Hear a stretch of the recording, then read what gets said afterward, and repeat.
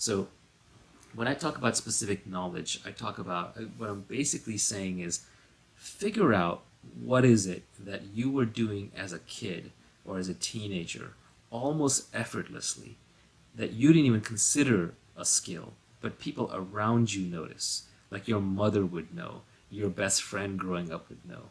And to give you examples of what it could be sales skills. It could be that you were just musically talented and you just had the ability to pick up any instrument. It could be that you had an obsessive personality, so you would dive into things and learn them very quickly. It could be that you had a love for science fiction, so you were into sci-fi, you were into reading, which means that you can absorb lots of knowledge very quickly. It could have been you were playing a lot of games, so you actually understand game theory pretty well. It could even be, you were out there gossiping and digging into your friend network, and that might make you into a very interesting kind of journalist. But specific knowledge is sort of this weird combination of unique traits from your DNA combined with your unique upbringing and your response to it. And it's almost baked into your personality and your identity. And then you can hone it. So, for example, I love to read and I love technology. So I learn very, very quickly and I get bored fast, just like one of the commentators mentioned. I have that same issue. So if I had gone into a profession that required me to tunnel down for 20 years into the same topic, it wouldn't work.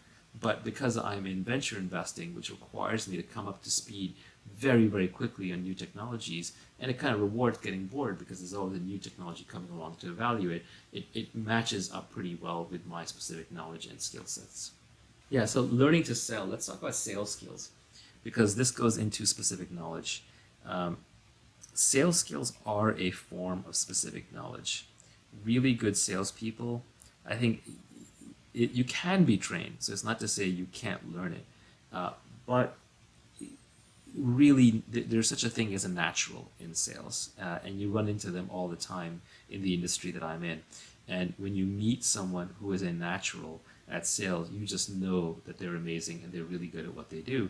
That is a form of specific knowledge. Now, obviously, they learned that somewhere, but they didn't learn that in a classroom setting. They learned that probably in their childhood, in a schoolyard. They learned it negotiating with their parents. Maybe some of his genetic component in their DNA. And you can improve it. You can read Robert Cialdini. You can go to a sales training seminar. You can do door-to-door sales, which is brutal, but will train you very quickly. So you can definitely improve your sales skills, but a lot of sales is this specific knowledge that you learn just by doing, especially at a very early age. I think people underestimate maybe how valuable their specific knowledge is or how unique they are. That's something that is kind of, we all have, self-doubts and insecurities, and we are we're used to walking down the street and feeling not too dissimilar from 10,000 other people, and we study these success stories and it feels so maybe far away, and like those people were so different than us.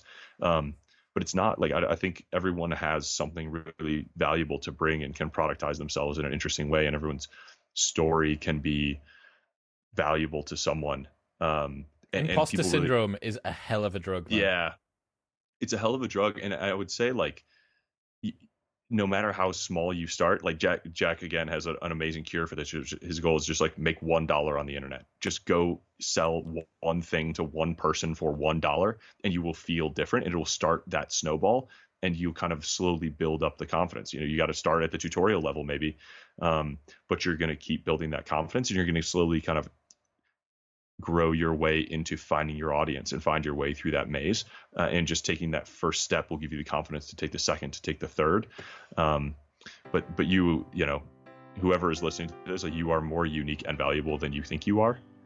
And everyone is kind of an incredible combination of their genetics and their experience and their perspectives and their beliefs.